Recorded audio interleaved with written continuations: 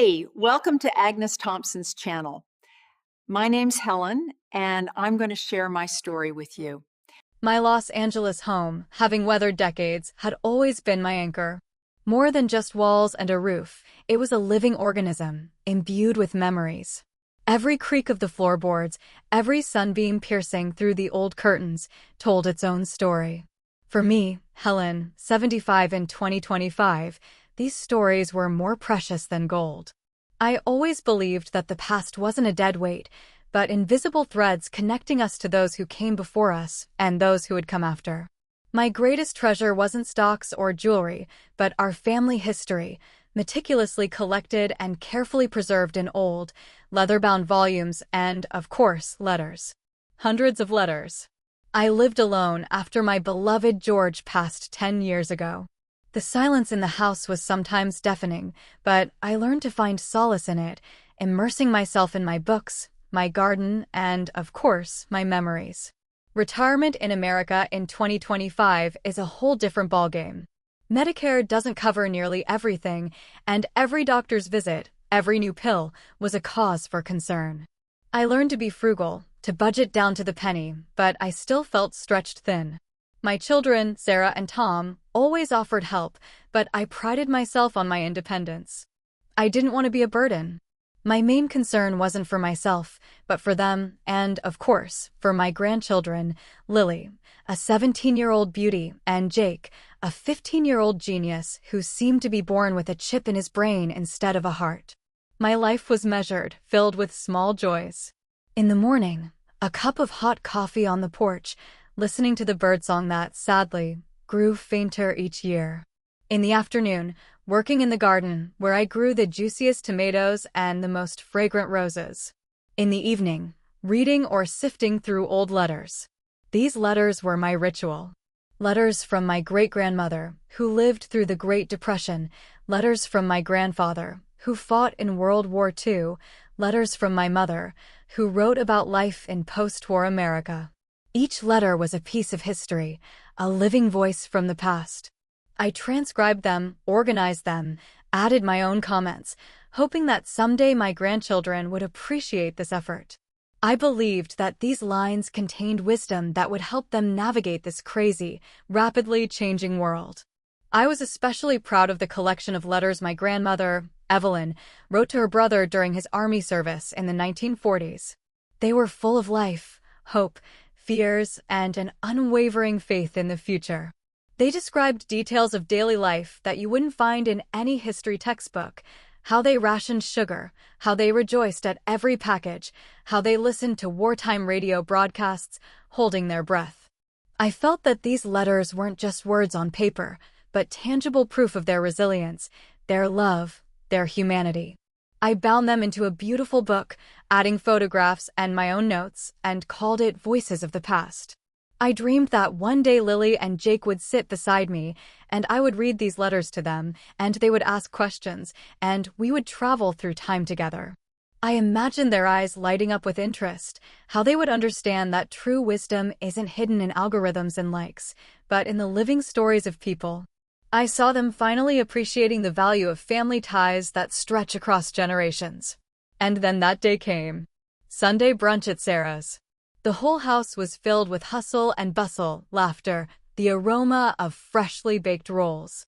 Lily sat, utterly absorbed, her phone practically fused to her hand. She was probably scrolling through endless TikTok feeds, her thumb a blur, or maybe curating the perfect Instagram story, adding filters and emojis with practiced ease. Jake, meanwhile, was hunched over his laptop, his face illuminated by the screen's glow, muttering about optimizing neural network parameters for some new AI project. My children, Sarah and Tom, tried to balance cooking with attempts to get their children's attention, their voices often lost in the digital hum that filled the room. It was a typical scene for 2025. Screens had become extensions of hands, and the real world, just a backdrop for digital life. I decided this was my chance. I brought my precious book, Voices of the Past, wrapped in a silk scarf. My heart pounded like a schoolgirl's before an exam. I approached Lily, who seemed to be glued to her phone. "Lily, dear, look what I brought," I said, carefully unwrapping the scarf. She looked up, but her gaze was unfocused, as if she was looking through me. Her eyes, accustomed to the vibrant, fleeting images of her feed, barely registered the worn leather and yellowed pages. "What is it, Grandma?" she asked, without taking her eyes off the screen. "These are your great-grandmother's letters, Lily. She wrote them during the war. They're so touching, so real. Do you want me to read them to you?" My voice trembled with excitement. Lily sighed, a sound that carried a hint of impatience, her gaze sweeping indifferently over the old, yellowed paper. "Oh, Grandma, those are just old letters. Why would I want that? I have TikTok, Instagram, all the news is there. It's just, well, digital dust. Who reads that anymore?" She shrugged, and her fingers slid across the screen again, already back in her digital world. The words digital dust hit me like a slap. Digital dust.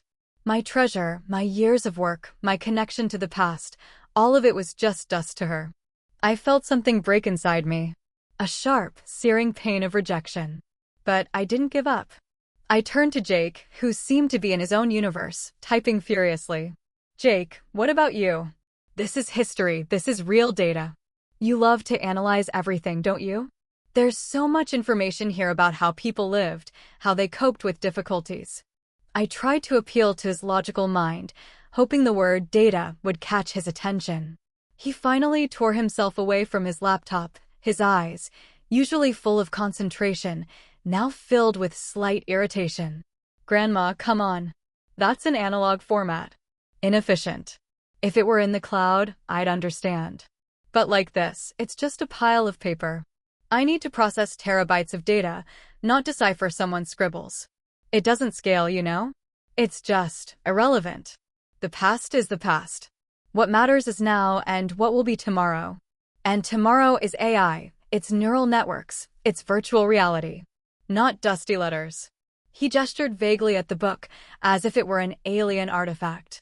His words were even more painful than Lily's. Irrelevant. Dusty letters. My own grandchildren, flesh of my flesh, blood of my blood, rejected my legacy, my work, my wisdom. They looked at me like a relic, like something outdated and unnecessary. My children, Sarah and Tom, came over, their faces etched with a familiar mixture of concern and resignation, trying to smooth things over. "Mom, you know, kids are different now," Sarah said softly, placing a comforting hand on my shoulder. Her voice was gentle, but I could hear the underlying weariness. They live in a different world. It's hard for them to understand the value of what came before. Maybe you could just upload it all to some cloud service? Or make an audiobook. Then they'd be more interested. Tom nodded, his expression equally strained. "Yeah, Mom. It's just a matter of format. You've always been progressive. Well, try to adapt." He offered a weak, conciliatory smile. Their words were spoken with love, but they only intensified my pain. They didn't understand either. They saw the problem in the format, not in the attitude itself.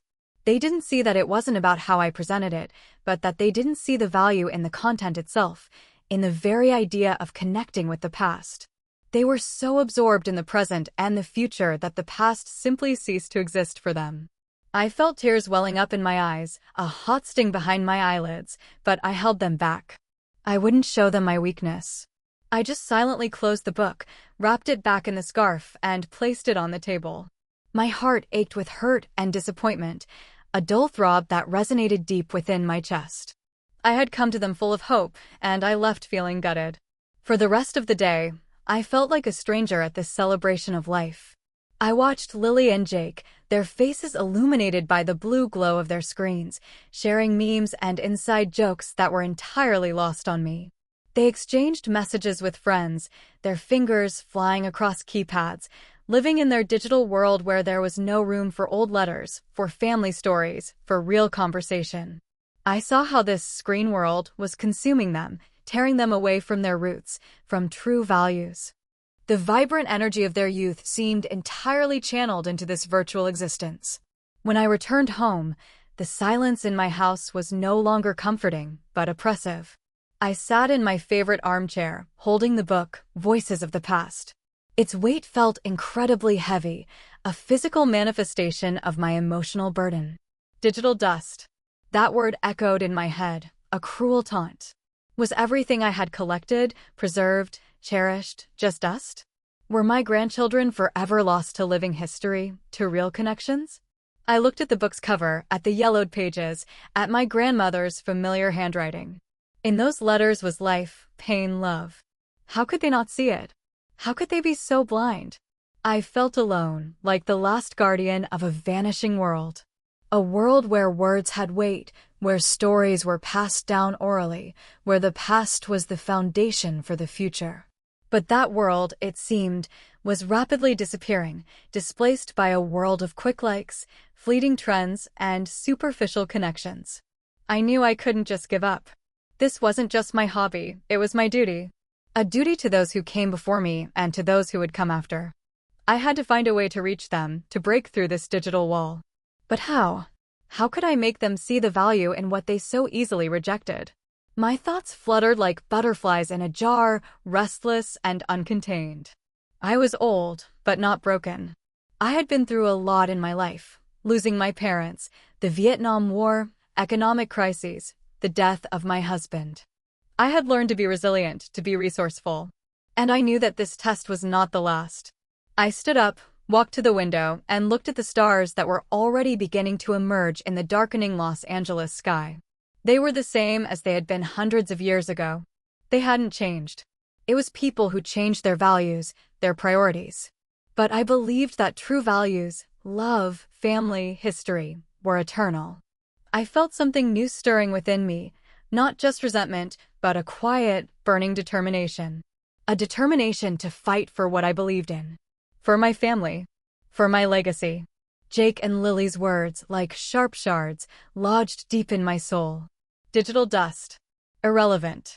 I, Helen, who had always considered myself a keeper of living history, suddenly found myself in the position of a relic, a dusty artifact from a bygone era.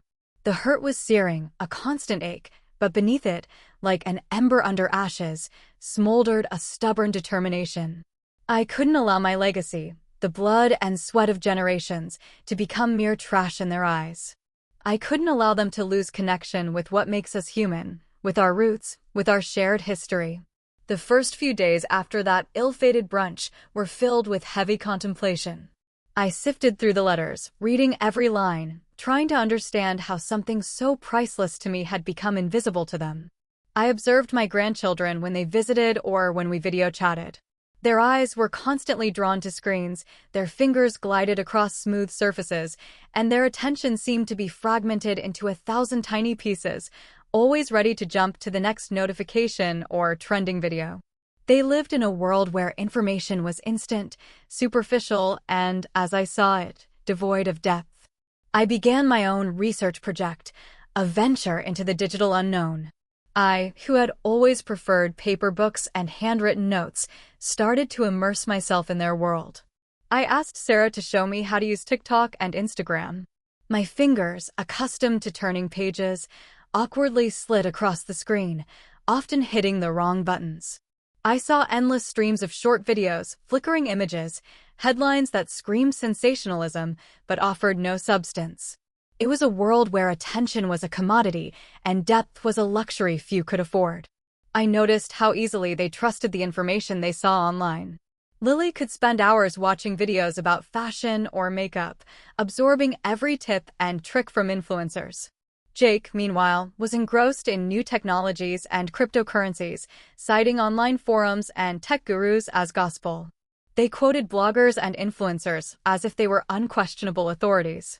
Their naivete struck me, their inability to distinguish truth from fiction, a carefully crafted image from a real person. My life experience, accumulated over 75 years, screamed at me, "Be careful. All that glitters is not gold." But they, it seemed, lived in a world where everything glittered and everything was true. One detail particularly alarmed me. Jake, my brilliant grandson, who had always been such a skeptic when it came to anything traditional, suddenly became obsessed with some educational platform that promised to revolutionize learning through AI mentors. He spent hours on it, Headphones clamped over his ears, but his grades, on the contrary, began to decline. He became more irritable, less attentive to those around him, often snapping if interrupted. When I tried to ask him about this platform, he brushed me off, saying I didn't understand modern technology. "Grandma, this is the future. This is personalized learning based on my needs." "The AI mentor knows what I need better than any teacher," he said with glowing eyes, his voice filled with an almost religious fervor. Of course, I didn't understand all the intricacies, but something in his words put me on edge. "And how do you know this AI mentor really knows what you need, Jake? Who created it? What's its purpose?" I asked, trying to keep my voice calm and inquisitive. He just snorted, a dismissive sound. "Grandma, it's obvious. It's AI. It's objective. It doesn't make mistakes." His blind faith in the objectivity and infallibility of algorithms worried me. My 75 years have taught me that nothing in this world is absolutely objective, especially when it comes to influencing people's minds. I knew that behind every algorithm were people with their own goals, with their own biases. I started digging deeper, a quiet, methodical investigation. I began reading articles about AI, about big data, about how algorithms shape our perception of the world. It wasn't easy. My brain, accustomed to linear thinking and the tangible feel of paper, struggled to grasp these new, complex concepts. But I was persistent. I went to the local library, where a young, very patient librarian named Maria helped me understand the basics of digital literacy. She explained what phishing was, how recommendation algorithms work, how to distinguish fake news from real. She even showed me how to use search engines effectively, a skill I'd always taken for granted. One day, while scrolling through Lily's Instagram feed, a task that still felt alien to me, I stumbled upon an advertisement for a genealogy service that promised to uncover your entire family history in minutes with AI. I scoffed. My Voices of the Past was decades of painstaking work, and they promised in minutes? It seemed too good to be true. But then I saw that Lily had liked the ad and even left a comment. Cool. Maybe that's how I'll finally find out who my ancestors are. My heart skipped a beat. This was it. This was the bridge. I realized I couldn't just force my letters on them. I needed to show them that my digital dust contained something that wasn't in their shiny, instant world. Something deeper, something more real. I decided to use their own weapon, technology. But not to compete with them, but to show them that deep, true history cannot be created by algorithms. My plan began to take shape. I remembered how, in my youth, when George was still alive, we were both keen ham radio operators. We had an old shortwave receiver, and we would listen for hours to voices from different corners of the world. This was before the internet, before cell phones. It was a real miracle, to hear someone thousands of miles away, just through radio waves. I thought about how important it was then to be able to listen and distinguish signals, to separate noise from information, a skill that seemed so lacking in the digital age. I decided I needed to create something that would be both technological and personal. Something that would make them listen. I started by rereading all of Grandma Evelyn's letters. I wasn't looking just for facts, but for emotions, nuances, those small details that make a story come alive. I noticed that in several letters, she mentioned a family heirloom that they were supposed to pass down from generation to generation. She described it as the key to our past, but never named it directly. It was a mystery I had never been able to solve. And then it hit me. What if this heirloom wasn't a physical object? What if it was a metaphor? A metaphor for history itself, for the knowledge passed down orally, from letter to letter? I decided my plan would have two parts. First, I had to show them that their educational platform and genealogy service might not be so harmless. Second, I had to prove that my digital dust contained real, living wisdom that algorithms couldn't generate. I bought myself a new tablet. It wasn't easy. I had always been against gadgets, but now it was necessary. I learned to use image editing programs to create simple web pages. Maria, the librarian, proved to be an invaluable helper. She taught me the basics of coding, showed me how to create QR codes, and how to use cloud storage. My fingers ached from the unfamiliar work. my eyes tired from the bright screen, but I didn't give up. Every small victory, creating a new page, successfully uploading a file, gave me strength. I selected several of Grandma Evelyn's letters that contained hidden clues about the family heirloom. I digitized them, but then deliberately corrupted some words to make them difficult to read, adding a layer of mystery. I created a series of QR codes, each leading to a fragment of a letter. I planned to hide these codes throughout the house and then give my grandchildren the key, the first, simplest letter. My plan was simple. They had to find these codes, decipher the letters, and then, by connecting all the fragments, solve the mystery of the family heirloom. I wanted them to get a taste of real research, the thrill of discovery, the understanding that information isn't always on the surface. I wanted them to realize that true history isn't just a collection of facts, but a living process of searching, analyzing, and connecting the dots. While I worked on my quest, I continued to observe Jake and his AI mentor. I noticed that the platform started offering him more and more courses on financial literacy and investing in the future. All of them were related to some obscure cryptocurrency that, according to the AI, guaranteed incredible growth. This set off alarm bells in my mind.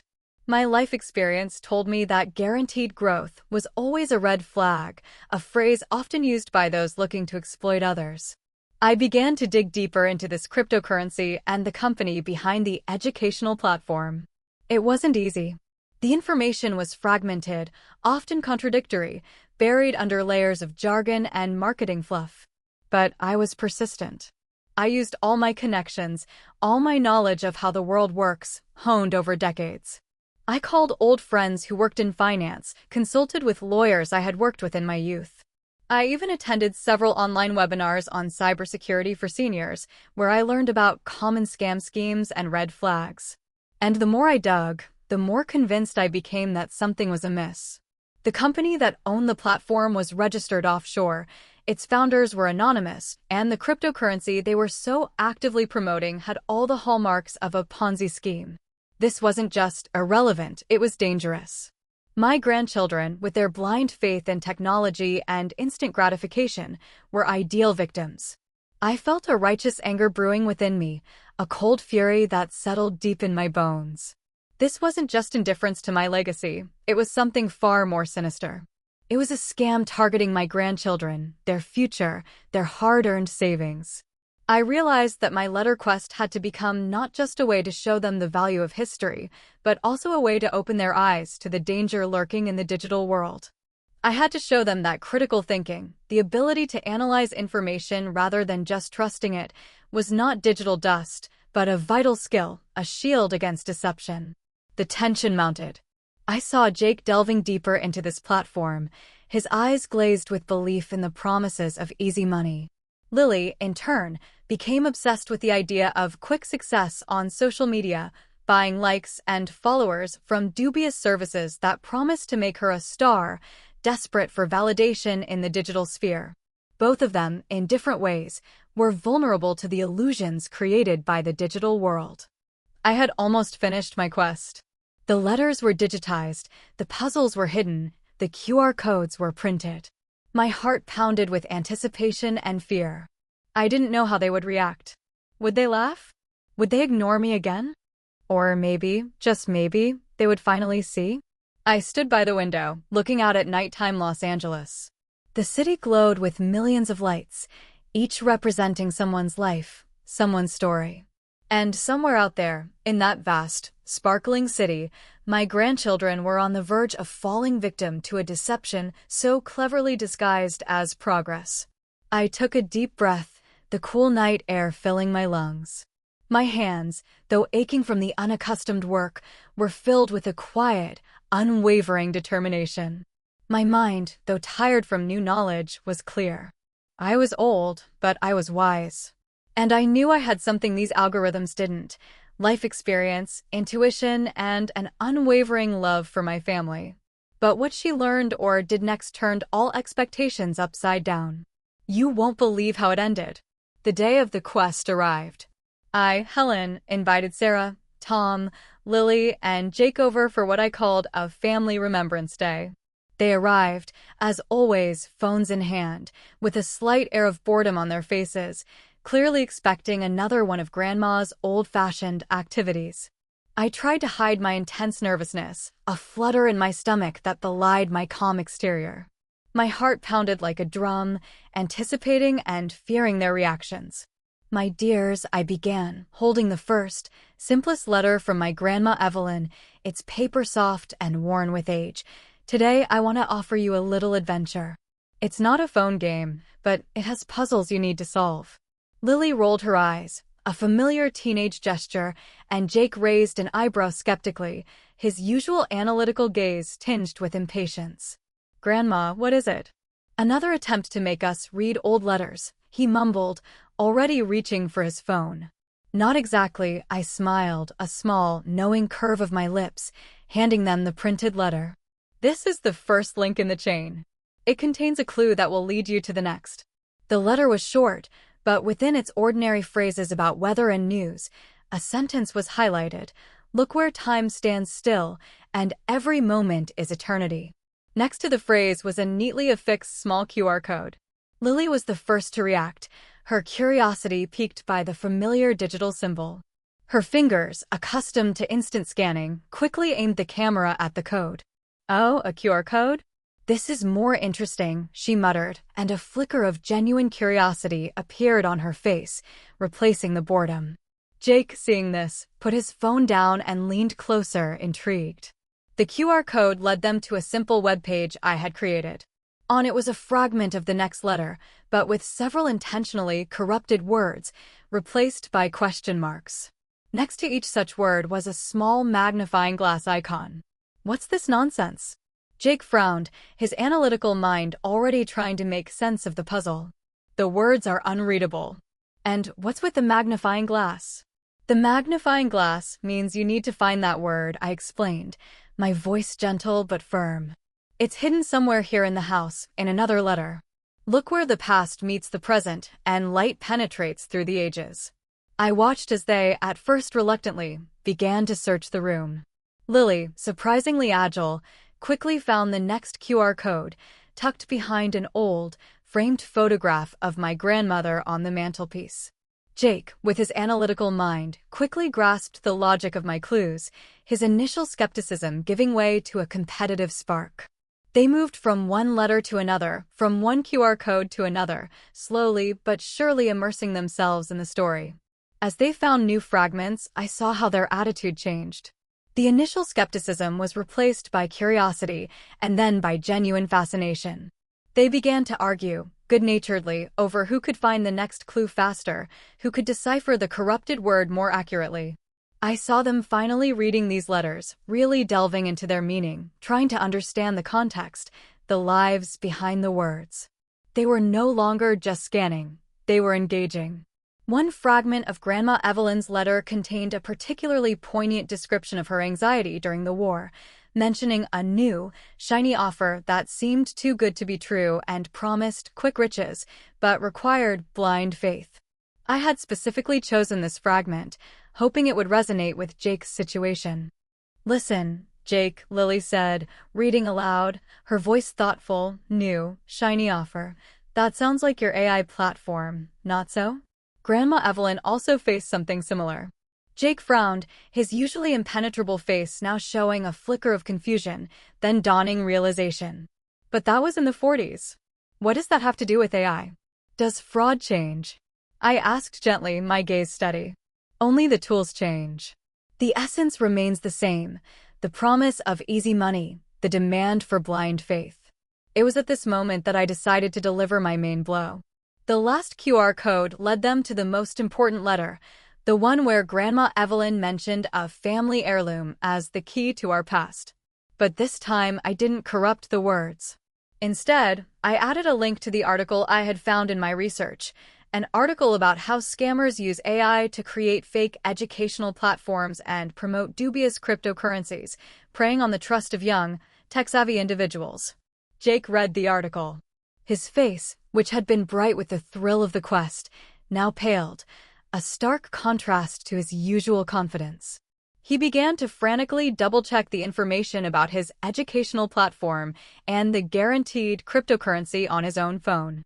He saw, with chilling clarity, how all the signs described in the article, offshore registration, anonymous founders, promises of incredible profit, the pressure to invest quickly, matched.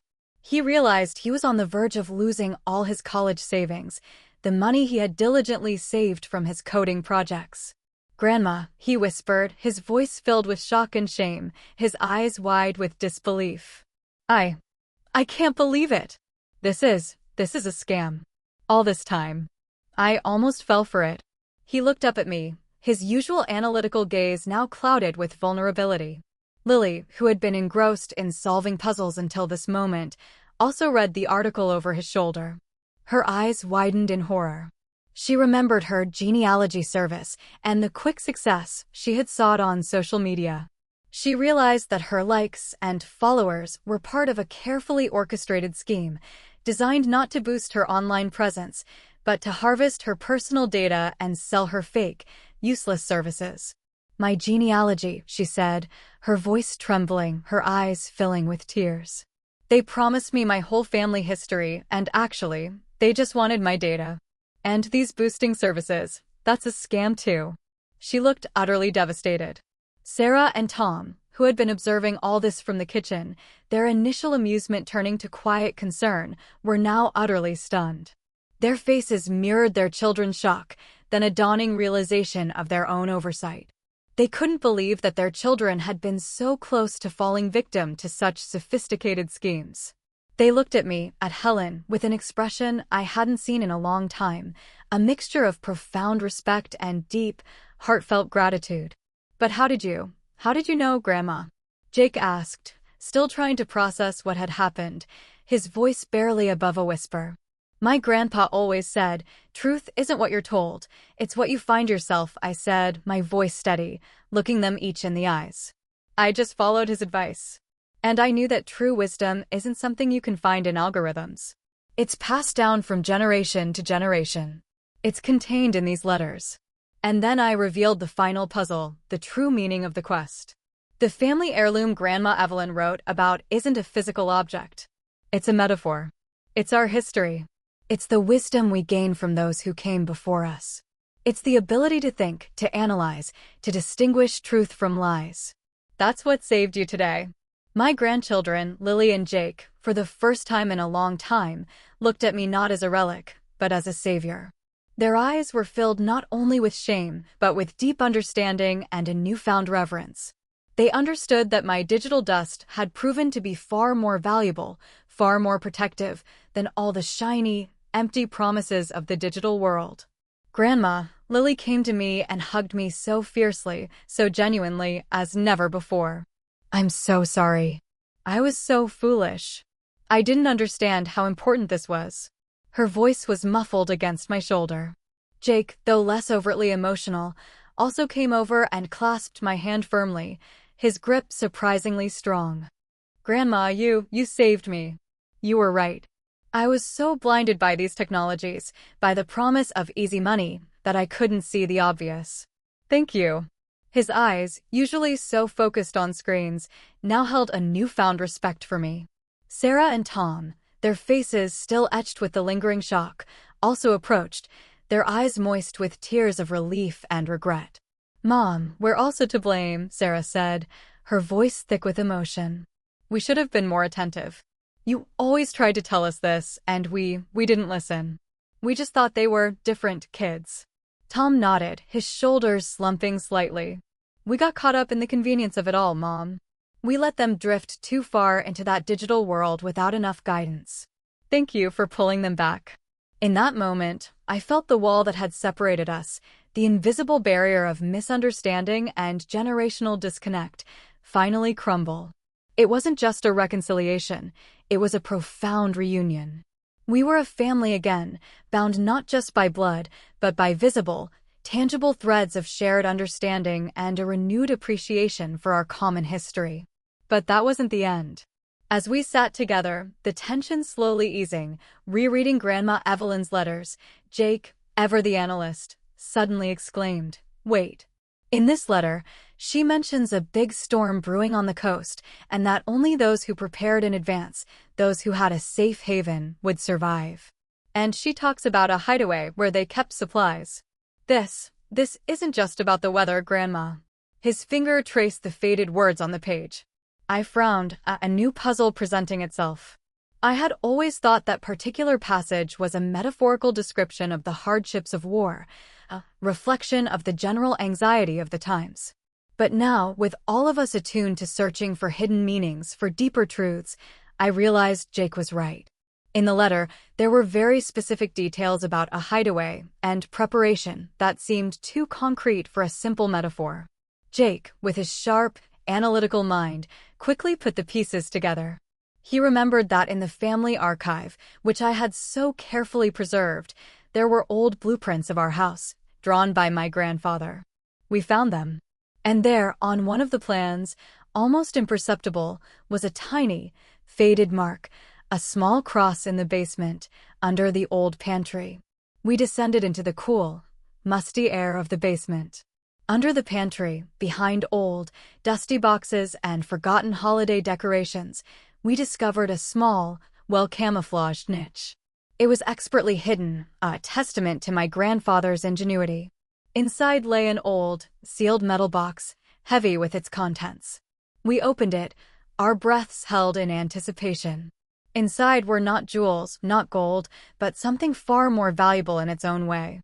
There were old war bonds that had once been worth pennies, but over the years, thanks to compound interest and unexpected appreciation in value due to market shifts, had quietly transformed into a substantial fortune. And next to them, a letter from my grandfather addressed to future generations. In it, he wrote that these bonds were their lifeline in case of a big storm, which might not only be war but also an economic storm. He had foreseen that one day a crisis might come when digital money could lose its value and only real assets could truly save the family. And then it hit me, a wave of profound understanding washing over me. This wasn't just foresight. This was a direct, tangible warning. My grandfather, who had lived through the Great Depression, knew that economic crises were cyclical, that the stability of any system was never guaranteed. He had left us not just money, but a profound wisdom about financial security, which I, like my grandchildren, had at some point underestimated, relying too heavily on the apparent stability of the modern financial system. It was at this precise moment, when Jake had just narrowly avoided losing all his savings due to digital fraud, and we discovered these bonds, that the true significance became blindingly clear. Grandma Evelyn's and Grandpa's wisdom was not just history. It was essential.